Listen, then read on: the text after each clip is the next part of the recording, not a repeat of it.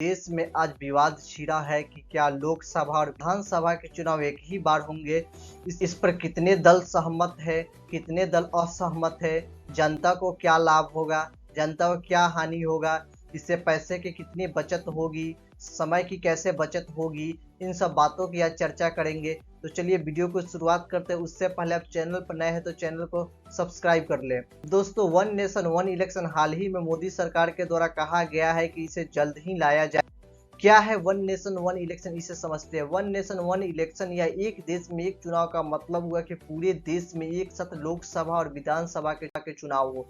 आज़ादी के बाद 1952, 1957, 1962, 1967 में लोकसभा और विधानसभा के चुनाव एक ही साथ होते थे, लेकिन 1968 और 1969 में कई विधानसभा समय से पहले भंग कर दी गई। इसके बाद 1970 में लोकसभा भी भंग कर दी गई। इस वजह से एक देश एक चुनाव की परंपरा टूट गई। दिसंबर 2015 में लॉ कमीशन ने वन नेशन वन इलेक्शन पर एक रिपोर्ट पेश की है।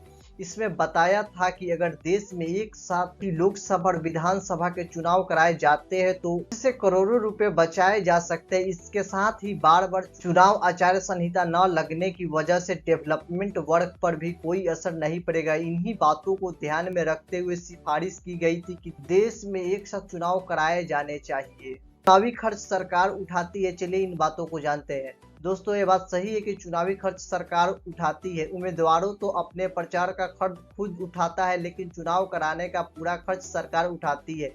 अक्टूबर 1979 में लॉ कमीशन ने गाइडलाइन जारी की थी। इस गाइडलाइन के मुताबिक लोकसभा चुनाव का सारा खर्च केंद्र सरकार उठाती है। इसी तरह विधानसभा चुनाव का खर्च राज्य सरकार के जिम्मे है। अगर लोकसभा चुनाव के साथ साथ किसी राज्य में विधानसभा चुनाव भी होते हैं तो उसका आधा आधा खर्च केंद्र और राज्य उठाती है। आपके स्क्रीन पर जो चल रहा है वह 1952 से लेकर के 2014 में जितने रुपए खर्च हुए थे उसका आंकड़ा है, जिसे आप अपने स्क्रीन पर देख सकते हैं।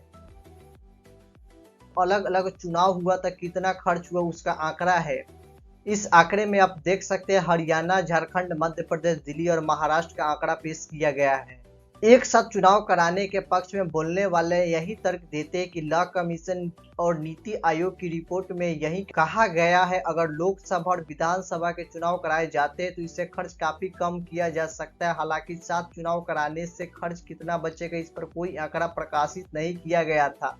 एक देश एक चुनाव पर राजनीतिक पार्टियां का क्या मानना है, चलिए इन बातों को जानते हैं। जुलाई 2018 में लॉ कमीशन एक साथ चुनाव को लेकर राजनीतिक पार्टियां से मीटिंग बुलाई थी। सिर्फ 4 पार्टियों ने इसका समर्थन किया था, जबकि 9 विरोध में थे। भाजपा और कांग्रेस ने इस पर कोई राय नहीं दी थी। वन नेशन वन इलेक्शन पर क्या कह रही है पार्टियां, चलिए कौन समर्थन में या कौन विरोध में, इन बातों को जानते हैं। वन नेशन वन इलेक्शन पर केंद्र की ओर से 8 सदस्यीय कमेटी गठित कर दी गई है, जिस पर राजनीतिक दलों की ओर से मिली जुली प्रतिक्रिया सामने आई है। देश में वन नेशन वन इलेक्शन को लेकर बहस छिड़ गई है। केंद्र सरकार ने शनिवार को वन नेशन वन इलेक्शन के अध्ययन के लिए 8 सदस्यीय कमेटी का गठन किया था। रविवार 3 सितंबर को इस कमेटी के प्रमुख पूर्व राष्ट्रपति रामनाथ कोविंद एक्शन में दिखे। उन्होंने कानून मंत्रालय के अधिकारियों से मुलाकात की। आपको बताते हैं कि इस मुद्दे पर राजनीतिक पार्टियां का रुख क्या है। कांग्रेस सांसद राहुल गांधी ने एक देश एक चुनाव के विचार को भारतीय संघ और उसके सभी राज्यों पर हमला करार दिया। उन्होंने रविवार 30 सितंबर को एक जो पहले ट्विटर के नाम से जाना जाता था उस पर अपने पोस्ट में कहा, इंडिया भारत है और यह राज्यों का संघ है। एक देश एक चुनाव का विचार भारतीय संघ और उसके सभी राज्यों पर हमला है। कांग्रेस नेता मल्लिकार्जुन खड़गे ने इसका विरोध किया है। नीतीश कुमार की पार्टी जेडीयू ने भी इसका विरोध किया है। पहले एक राष्ट्र एक आय करो, राजद पार्टी के नेता तेजस्वी यादव ने इस विषय पर कहा।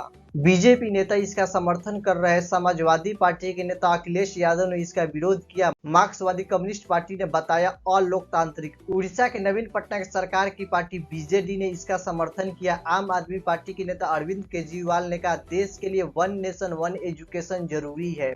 आंध्र प्रदेश की सत्तारूढ़ वाईआरएस कांग्रेस पार्टी ने इसका सपोर्ट किया। तमिलनाडु की सत्तारूढ़ पार्टी डीएमके ने जताया है विरोध। तमिलनाडु के प्रमुख विपक्षी पार्टी और बीजेपी के सहयोगी पार्टी एआईएडीएमके ने इस प्रस्ताव का समर्थन किया है। शिरोमणि अकाली दल ने भी इसका समर्थन किया। हरियाणा की जननायक पार्टी ने भी इसका समर्थन किया है। एआईएमआईएम चीफ असदुद्दीन ओवैसी ने विनाशकारी बताया। शिवसेना उद्धव ठाकरे ने इसका विरोध किया। महाराष्ट्रवादी गोमंतक पार्टी ने केंद्र सरकार के फैसले का स्वागत किया है। राष्ट्रीय लोक जनशक्ति पार्टी आरएलजेपी के अध्यक्ष और केंद्रीय मंत्री पशुपति कुमार पारस ने इसका समर्थन किया है। जम्मू कश्मीर की नेशनल कॉन्फ्रेंस ने कहा कि पार्टी को एक राष्ट्र एक चुनाव प्रस्ताव के बारे में कुछ आपत्तियां हैं, लेकिन वह पूर्व राष्ट्रपति रामनाथ कोविंद की अध्यक्षता वाली नवगठित समिति की ओर से अपने रिपोर्ट सौंपने के बाद ही विस्तृत प्रतिक्रिया देंगे। दोस्तों, इस वीडियो में हमने वन नेशन वन इलेक्शन से संबंधित जानकारियां दी हैं और इस विषय पर भी बताया है कि देश में पक्ष और विपक्ष पार्टियों